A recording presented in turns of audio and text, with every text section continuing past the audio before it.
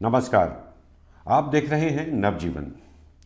आज के इस खास कार्यक्रम में हम बात करेंगे उत्तर प्रदेश विधानसभा चुनाव की और ख़ास तौर से पहले चरण में होने वाले मतदान की, जो 10 फरवरी को है। 10 फरवरी को मतदान है तो जाहिर है आज यानी 8 फरवरी को शाम 5 बजे चुनाव प्रचार खत्म हो जाएगा। पहले चरण में जिन सीटों पर चुनाव हो रहा है वो 58 सीटें हैं और पश्चिमी उत्तर प्रदेश के 11 ज़िलों में फैली हुई हैं।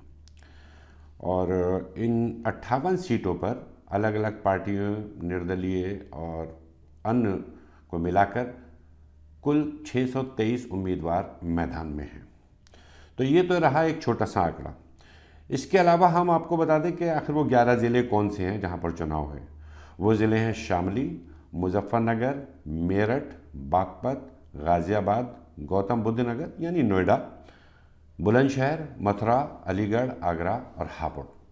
इन 11 ज़िलों की 58 विधानसभा सीटों पर 10 फरवरी को वोट डाले जाएंगे। अब हम बात करें कि 2017 के जो विधानसभा चुनाव हुए थे उत्तर प्रदेश में, इन 58 सीटों पर क्या स्थिति रही थी। तो इन सभी 58 सीटों पर एक तरीके से बीजेपी ने क्लीन स्वीप किया था और उसको इन 58 में से 53 सीटों पर जीत हासिल हुई थी। 2 सीटें समाजवादी पार्टी को, 2 सीटें बहुजन समाज पार्टी को और 1 सीट आरएलडी के हिस्से में आई थी। इस बार बीजेपी ने इन 58 सीटों पर जो उम्मीदवार उतारे हैं उनमें 19 नए चेहरे हैं, यानी जो 53 सीटें उसने जीती थी 2017 में, उनमें से 19 लोगों को उसने टिकट इस बार नहीं दिया, उनकी जगह नए लोगों को टिकट दिया है। उसके अलावा 4 और लोगों को भी नए चेहरों को मैदान में उतारा है। ये 4 वो लोग थे जो 2017 का चुनाव नहीं जीत पाए थे। तो ये तो रही बीजेपी की बात। समाजवादी पार्टी और आरएलडी, राष्ट्रीय लोकदल, जो जयंत चौधरी की पार्टी है, जो चौधरी अजीत सिंह, चौधरी चरण सिंह की पार्टी है, उन दोनों के बीच इन सीटों को लेकर गठबंधन है और इन 58 में से 29 सीटों पर आरएलडी और 28 सीटों पर समाजवादी पार्टी चुनाव लड़ रही है। और इस गठबंधन में शामिल एनसीपी भी है, तो 1 सीट एनसीपी को भी दी गई है। बीएसपी अकेले ही इस इलाके में चुनाव लड़ रही है, लेकिन रोचक बात यह है कि उसने इन 58 सीटों पर, जो 58 सीटें हैं उनमें से जो 56 सीटें हैं वहाँ पर अपने नए चेहरों को उम्मीदवार बनाया है। उनको टिकट नहीं दिया है जो पिछली बार बीएसपी के टिकट पर चुनाव लड़े थे। उनमें से बहुत से लोग पार्टी स्विच भी कर चुके हैं। कोई समाजवादी पार्टी में चला गया है, कोई बीजेपी में चला गया, कोई कांग्रेस में चला गया है। अब हम आते हैं इस इलाके की थोड़ी सी डेमोग्राफी समझ लेते हैं। ये इलाका जाट बहुल है, मुस्लिम बहुल है, किसान बहुल है। किसान आंदोलन का असर इस पूरे इलाके में साफ नज़र आ रहा है। 1 साल से भी ज़्यादा वक्त तक चले किसान आंदोलन की यादें, उनकी उस दौरान हुई घटनाएं किसानों के दिमागों में ताज़ा हैं और किसान अभी तक नहीं भूले हैं कि भले ही केंद्र की बीजेपी सरकार ने तीनों कृषि कानून को वापस तो ले लिया है, लेकिन एमएसपी और दूसरे जो मुद्दे थे उन पर किया गया वादा अभी तक पूरा नहीं हुआ है। इसके अलावा आंदोलन के दौरान किसानों पर जो मुकदमे लगाए गए थे उनकी वापसी का भी काम अभी नहीं हुआ है। इसके साथ ही लखीमपुर खीरी में जो केंद्रीय गृह राज्य मंत्री के बेटे की गाड़ी से जो किसानों को कुछ ले जाने की घटना हुई थी, वो भी किसानों के जहनों में बहुत ताज़ा है। किसानों में एक तरीके से बीजेपी को लेकर एक गुस्सा है और यही कारण है कि जो किसानों की जो एपेक्स बॉडी है, जो अम्ब्रेला बॉडी है, संयुक्त किसान मोर्चा, उसने अब डोर टू डोर कैंपेन शुरू किया है और नो वोट टू बीजेपी का नारा देते हुए वो घर घर जा रहे हैं, गांव-गांव जा रहे हैं, वहां पर छोटी छोटी चौपालें कर रहे हैं, लोगों को पर्चे बांट रहे हैं, जिसमें वो गिना रहे हैं कि किस तरह भारतीय जनता पार्टी ने किसानों के साथ ज्यादतियाँ की हैं और वादा खिलाफी की है। और उनका सीधा कहना है कि हम अपील कर रहे हैं कि बीजेपी को वोट ना दे, भले ही वो किसी को दे। वो किसी एक पार्टी के पक्ष में प्रचार नहीं कर रहे हैं, बल्कि भारतीय जनता पार्टी के विरुद्ध प्रचार कर रहे हैं। इस इलाके में जाट बहुतायत में हैं और अधिकतर किसान हैं। मुस्लिम आबादी भी इन 11 ज़िलों में अच्छी खासी है। अगर मुस्लिम आबादी के हिसाब से अगर हम देखें तो शामली ऐसा ज़िला है जहाँ सबसे ज़्यादा, करीब 42%, टू बी प्रिसाइज 41.73% मुस्लिम आबादी है। उसके बाद नंबर आता है मेरठ का, जहाँ 34% से ज़्यादा मुसलमान हैं। हापुड़ में 32%, बागपत में 28%, गाज़ियाबाद में करीब 23%, अलीगढ़ में करीब 20%, नोएडा में 13%, आगरा में 9% और मथुरा में 8.5% के आसपास मुस्लिम आबादी है। तो मुस्लिम आबादी होने का मतलब क्या है? मुस्लिम आबादी होने का मतलब ये है कि जिस तरीके का प्रचार भारतीय जनता पार्टी और उसके नेता करते रहे हैं, उससे इन मुस्लिम वोटों के एक ही जगह एकजुट होने का, कंसोलिडेट होने की के इम्कानात बनते हैं, संभावना बनती है।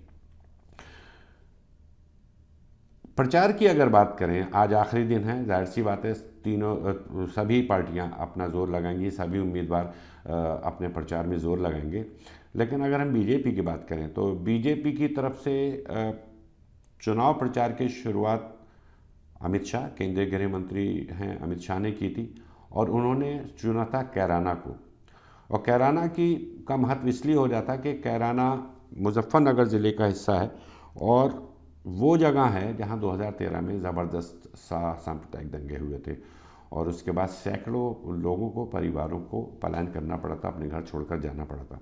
उनमें से कुछ परिवार वापस आ रहे हैं और आए हैं, और उन्हीं को मोहरा बनाकर या उन्हीं के आसपास अपने प्रचार को केंद्रित करते हुए भारतीय जनता पार्टी पूरे चुनावी माहौल का ध्रुवीकरण करने की कोशिश कर रही है।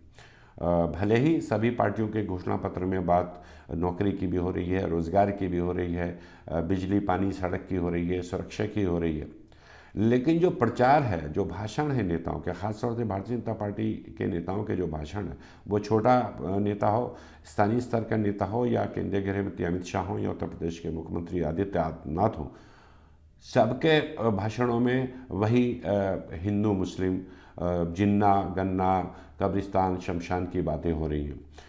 असली मुद्दों की बात ये लोग सार्वजनिक मंचों से नहीं कर रहे हैं और इससे जो है पूरे समाज को, पूरे समुदाय को ध्रुवीकृत करने की लगातार कोशिशें जारी हैं।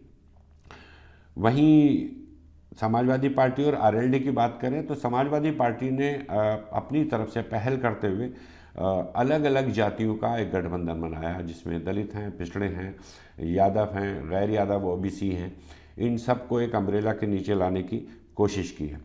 बहुजन समाज पार्टी की बात करें तो बहुजन समाज, माना ये जाता रहा है, चुनावी पंडितों का ये माना जाता रहा कि बहुजन समाज पार्टी का जो वोट बैंक है, कोर वोट बैंक है, वो कहीं नहीं जाता है। लेकिन जिस तरह से मायावती, जो की सुप्रीमो हैं, मायावती इस पूरी चुनावी प्रक्रिया से लगभग बाहर रही बहुत लंबे अरसे तक, और अब एकदम आखिरी मोड़ पे आके, आखिरी लम्हे में आके उन्होंने प्रचार में एंट्री की है, पर जो चुनाव में एंट्री की है, तो उससे माना जा रहा है कि उनको भी इस बात का एहसास है कि वो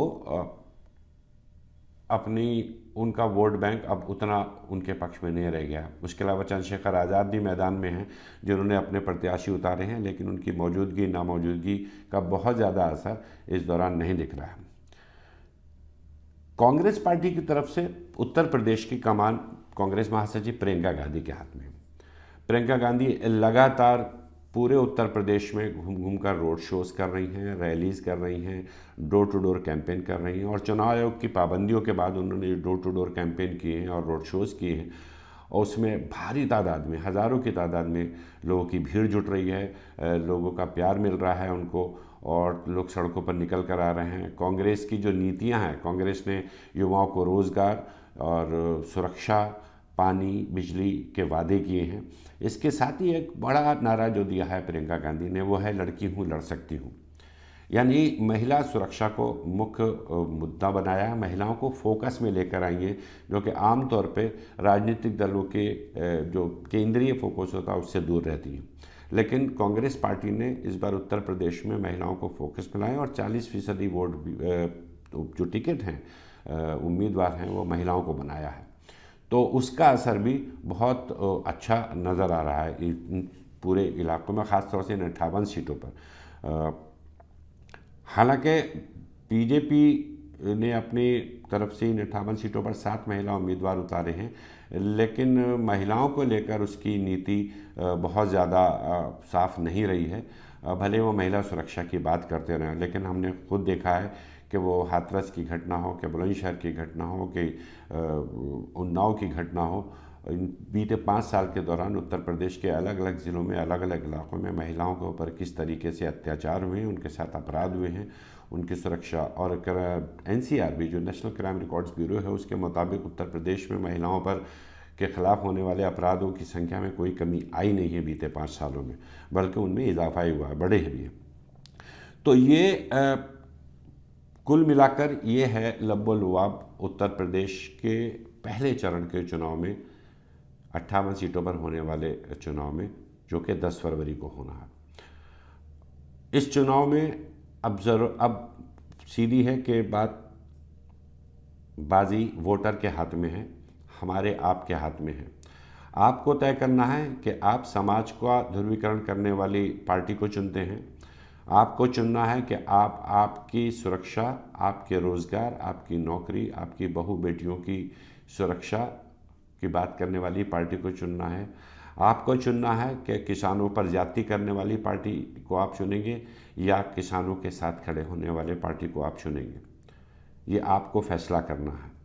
10 फरवरी को चुनाव है, मतदान में ज़रूर हिस्सा लीजिए। ये आपका कर्तव्य है और आपका अधिकार भी है। उम्मीद है कि आप अपने वोट का सही इस्तेमाल करेंगे और उत्तर प्रदेश में एक ऐसी सरकार बनाएंगे जो जनहित की बात करेगी, जनता के मुद्दों की बात करेगी, जनता की सुरक्षा की बात करेगी, उसके रोज़गार, उसके कारोबार, उसकी नौकरी की बात करेगी, न कि समाज को बांटने की बात करेगी। वोट ज़रूर दीजिएगा। नमस्कार।